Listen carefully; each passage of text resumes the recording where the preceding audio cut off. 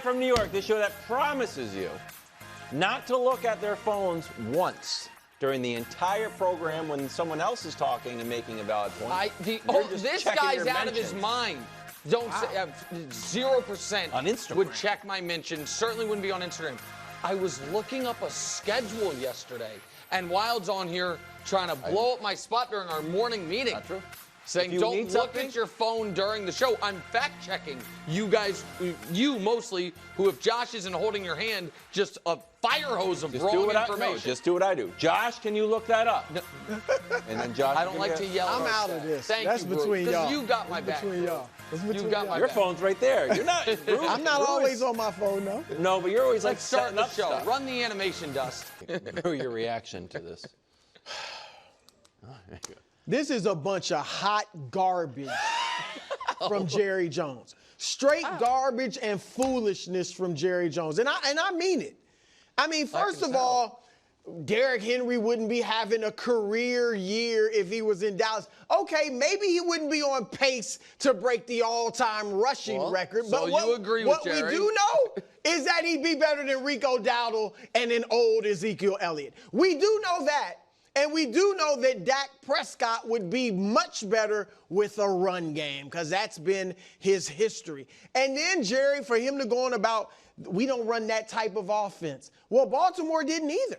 Baltimore has shifted their offense a bit because that's what you do when you get a Hall of Famer. You accommodate him in your system. So you could have done that in Dallas. And then he added on, I don't know if it was on the tape or not, when he talked, he lied again, Nick. You know this about we didn't have the money either. We needed it for other people. No, you could have had the money for Derrick Henry. So this is just foolishness. And then to go off about the play, not well-designed plays and bad concepts. Bad concepts.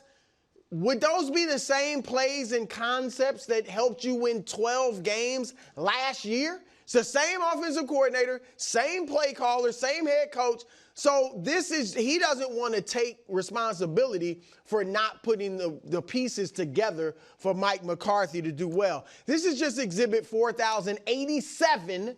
4087 for why Jerry Jones should speak like 1/100th less in the public than he does. It might be 1/1000. Less. I mean, it's ridiculous. Like, I got it. He's speaking way too much because now, look, they have a huge game. You don't say. Coming off the bye, San Francisco's vulnerable. You need this W. And he has just created another distraction. Yeah. Players are wondering, what Jerry talking about? Mike McCarthy, you know that's going to be in the back of his head. This is some nonsense. And look, I am hard but fair on the Cowboys players. When they don't perform well, when they perform poorly, I call them out for bringing their F game instead of their A game. And you know what? Wait, I got to do it to everybody. Thursday grade? Everybody in the Cowboys. Jerry Jones brought his F game to that interview. Wow. Period. Wow, That's foolishness. You should be strengthening your team instead of causing distraction. Is it F for foolishness? F for foolishness, F for fraudulent, F for frivolous. Okay, good job. Right there. For fictional, which is what he's lying about. Derrick Henry could have signed him. Okay. Jerry's become a bit of a menace. Okay. You think? And there's no other, I can't defend it.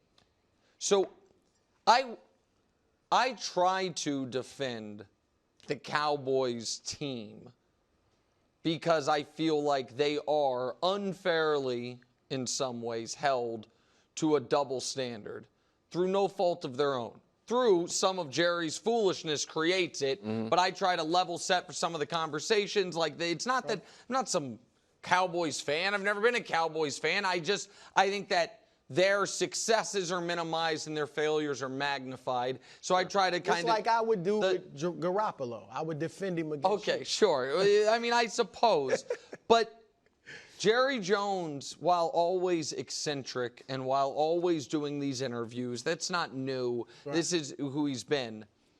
The last 8 months with the Cowboys, the blow-by-blow of it has been disastrous ownership. There's no way around it. So, like, let's just start they lose the playoff game. He then has a major decision. Do I bring back Mike McCarthy? Do I fire the head coach? Yeah. Do I extend the head coach? Do I bring back the head coach with no extension in a lame duck year? I would argue option 3 is the worst of all 3. That's the one he went with. His next major move or decision tree, free agency. Well, we know we have holes on this team, and we know we are going to lose guys in free agency. The only way we're going to be able to sign guys, the easiest way, is if we get Dak Prescott's deal taken care of. No, I'm not going to do that, so we're going to sit out free agency, essentially sit it out as a whole. Their biggest acquisition, Eric Kendricks, they got by accident. Kendricks had agreed to terms somewhere else, I forget where, and then when the Cowboys brought in Mike Zimmer, he was like, no, I actually want to play with Mike, if you remember that. That was their biggest acquisition. So that was a whiff. During the draft, he reveals their draft plans, and maybe they would have gotten that running back, maybe not, but he prematurely reveals it, they get no one. So that was a whiff. He waits till the final moment to sign CeeDee Lamb with no possible explanation for that. That was a whiff. I defended them on the Dak Prescott thing repeatedly because I thought they weren't going to sign him. Right. I thought the idea was we actually are sitting out free agency on purpose as almost a informational gathering tool. We want to see before we pay Dak what he would look like without a stacked team. It's a odd choice, but I thought logically could make sense. Right. And instead, you got the worst of all worlds. Sat out free agency entirely, had a massive distraction all offseason, and then paid Dak top of the market anyway. The morning of the game. He folds his hand. And since the season started, right before the season started, we've had Dak Prescott have to say, I tuned Jerry out. Since the season started, every loss is a 5-alarm fire because of his comments. He creates controversy during a bye week because he wants to fire the radio host that he may or may not be able to fire. He goes after Mike McCarthy. He gives on-the-record long quotes about, just for the record, on these tours. I don't give a damn what any players would think. We're going to do it my way. And this is why I think it's so off the rails right now. It's all because he cannot bring himself to admit the problem with the Cowboys right now is there's not enough talent on the roster because he's the one in charge of the talent. And in the midst of the offseason, he gave a quote saying, he dropped 100 F-bombs and said, nobody could do this job better than me. That wasn't great. And so I tried to bring a balance to a lot of the Cowboys stuff because I do think they are mocked in the media more than most teams. Mocked? I'm not even. I don't even mean by you. I mean maybe by guys wearing cowboy hats and making odd home videos. But I think this is indefensible. I think it's totally indefensible. And Jerry right now is their biggest stumbling block to success. You think, really? Are you being sarcastic or serious? No, I'm being serious. Oh, yeah, I do. They can't run the ball. But he's in charge of he's the reason. He's their GM. Yeah. So he's done that poorly, and he just creates negative news cycle after negative news cycle, which clearly impacts their players to a degree. Nick, there's only one thing left for you to have. You were right. That too. Okay. 2 things. Should have kept Tony Pollard. Okay. Oh, my God. They definitely should have. They'd be better. That's the sign. They get an F- after what Nick said. Meanwhile, the Cowboys are preparing to play the 49ers, who waxed them last year 42-10. Purdy's squad is still favored by 4, even though he's missing several players. And Debo still recovering from an illness. Now, a loss would drop San Fran to 3-5, Brew. Is there more pressure on Purdy or Shanahan? Well, you see there who I assume Kittle will play. Debo, I'm guessing probably. Kittle's going to play. Yeah, Kittle will, but Jennings and Debo, who knows? Here's the other guys, though, and these guys have been out, but Javon Hargrave. Well, he's out for the year. Yeah. Dre Greenlaw. He hasn't come back from the Super Bowl. Hufunga. He came back and then got hurt again. Right. So they're missing not just those guys offensively, Ayuk and McCaffrey, I didn't even mention, but all these other guys. Honestly, you could argue the Cowboys should win this game. And so I don't think there's a lot of pressure, hear me out, on Shanahan or Purdy. But if of the two I had to pick, I'd say Purdy. because Purdy doesn't have the bag. Like, Shanahan's got the security, and that's fine. He's earned it. But Purdy, as good as he's been, does not yet have the bag. And if he looks terrible again, and then again, like, well, let's just keep it on the Cowboys game. If he plays a bad game, a horrible game, he had 3 interceptions, obviously, last week against the Chiefs. If he does something similar again, then now you already have Nick and some others who are like, does he deserve that money? That's just going to start getting louder. I don't think he has to be phenomenal. I don't think he has to throw for 350 yards and 4 touchdowns and lead them to victory. I think he has to play pretty well. He may even be able to withstand a loss. Sure. But play pretty well, and that should be enough. But because he doesn't have the money, he is under the most pressure. And some people still have questions about it. Well, there are certainly, our show is a unique one because of Wild's, I think, potential Kyle Shanahan opinion. But Shanahan is mostly universally accepted as a great coach.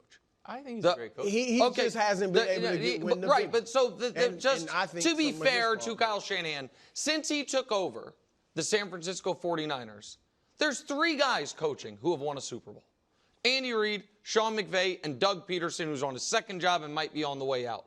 The active coaches who have won a Super Bowl, there's 7. 4 of them, though, won their Super Bowl more than a decade ago, more than a half decade before Kyle got his start as a head coach. Because you have Sean Payton, Mike McCarthy, Tomlin, and John Harbaugh. That's all pre-2013. Shanahan got the job in 2017. Since Kyle Shanahan became a head coach, by any metric, he's one of the very best. And the stuff Wilds, I think, bangs him on a bit, the not getting over the hump. Well, I mean, he's second in all the playoff stuff to Andy Reid. And so I think this is unquestionably Purdy, and I'm not really focusing just specifically on the Cowboys game. It's kind of the pressure on this season for them because, like you're saying, Brew, the Niners, it's not like if they don't pay Purdy this offseason, they're moving on from him. Right. They have him for you next. You actually don't have to pay. Of course. So, and it's not even because they could franchise tag him. He has 1 more year on his contract for $1 million. Like, they've got all the time they want with him. I think Purdy, while I might be on the more skeptical edge, I think there is a good bucket of people, even in that Tiers article that you reference all the time, where people that are, okay, he's good, but he's, league average-ish. And I think Shanahan is almost universally accepted as top 5 coach in this league. And I think if Shanahan were to come available, there's 20 teams that would move on from their coach for him. I don't think there's 20 teams that would move on from their quarterback for Purdy. So I just think one guy is minted and the other guy is approaching that status. And I just that's fair, I guess. I never thought about it like that. If they were both to magically become free agents, I mean, it would be more sought after. Well, there's 15 teams who wouldn't move, clear cut wouldn't kick their quarterback to the curb for Purdy. There are not 15 teams that wouldn't fire their coach for Shanahan. Yeah, that's probably true. 15 might be. I mean, he's in that tier 2. Like you said, he was a tier 2 quarterback. But I think people are watching him. I think most people around the NFL believe he's good. He's played really good football since he's been there. But to your point, if they pay him $60 million, they're not going to have as great a roster. We see it with Dak right now. And so that's the question. And it is being answered, going to be answered this season. Can I throw a Shanahan thing at you? Sure. I have felt like some of your Shanahan buts would be as if someone, when they were discussing Brad Stevens when he was a college coach, like, I mean, he can get you to the national championship game, but he can't win it. Guy can't win the big game. And I would look at him and be like, man, Butler got to back-to-back national championship games because of the edge he gave him. That's how I've looked. But that's how you view the 49ers. Well, that's how they've had very talented teams, but they have had offenses that take Purdy out of it. Like, because if it was just the last Super Bowl, you wouldn't bang on Shanahan at all. No. It's the stuff he did pre-Purdy. You don't bang on him for the NFC Championship game where Purdy got hurt. I actually do. I thought the blocking scheme was putting the quarterback at risk. Okay, all right, fair. Here's fair, the only thing I say to what you're saying, Nick. Shanahan has changed his, like, when they get leads, it's like he goes away from the run. Like when they were up 10 on Kansas City, they look at those stats. They were running the ball well. They're up 10 in the fourth quarter. All of a sudden, he wants to throw it around the yard. That was the season where they won a playoff game with Garoppolo having 8 passes. I know, so they were a run team, and all of a sudden he wants to throw it. So can I just say something? But I know people say that about the 2019 Super Bowl. That's not what happened. He didn't excessively go to the pass. Drew, they got up 10. The Chiefs got the ball and scored. The Niners then had the ball. It was a 4-play drive. They threw 2 passes. The Chiefs then got the ball and scored. So my point is, they had been running the football well. Right. So, but you're talking about 2 plays because then they had the ball. The next time they had the ball, they're trailing. They were up 10, but then the Chiefs had the ball. So now they scored. Now they have the ball up 3. They threw 2 passes. The Chiefs got the ball back. They scored again. Now you're down 4 in the fourth quarter. But to me, that's not fair. But he's had 2 10-point leads in Super Bowls and lost them both. Yeah. He's like one of the only coaches to ever do. That's the thing. It'd be like Butler in the NCAA title game is always lead at halftime by double digits, but can't hold it. That's the difference. Okay. And same thing when Atlanta and Brady. When he was the OC, they started throwing the ball. He got there, remember, and opened up the door instead of running it run the clock out. All right, before we go, it's our weekly installment of a new segment called Tyreek, Why Are You Posting That?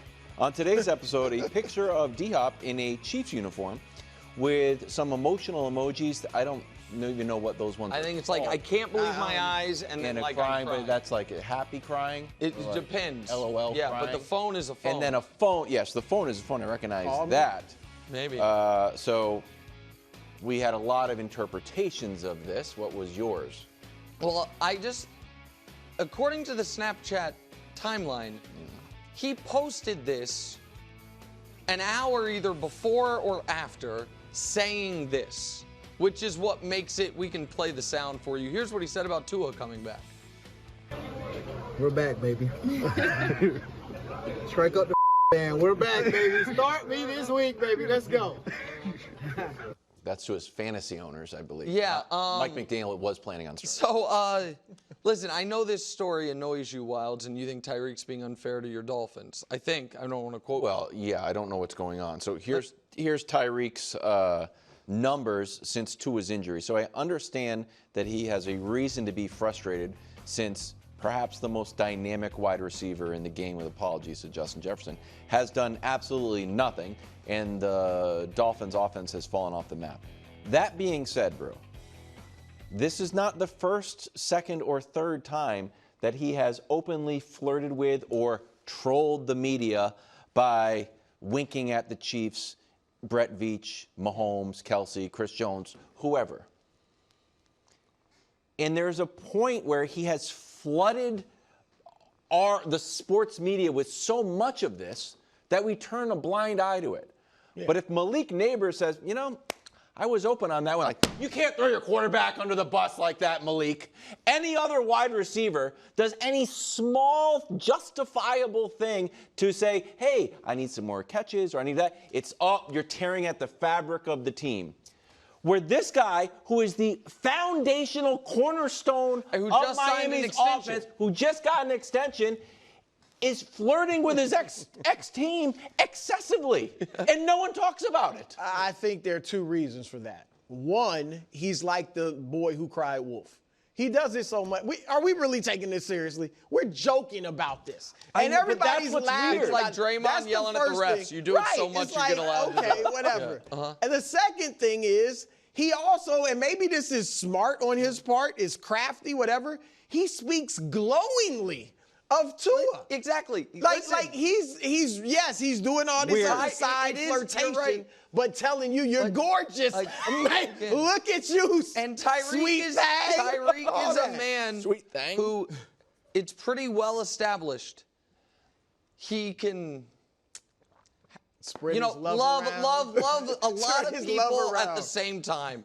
And I mean, Polyamorous, I think, exactly. is the That's a good way to put it. And so I just think, I don't think we should be shocked that Tyreek Hill's like, I love the Dolphins.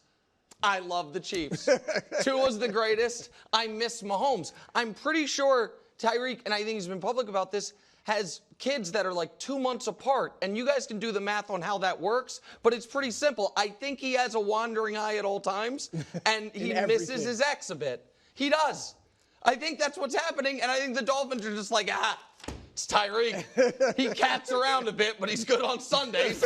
Thanks for watching. Subscribe here to get more from the show and to check out clips from other shows on FS1.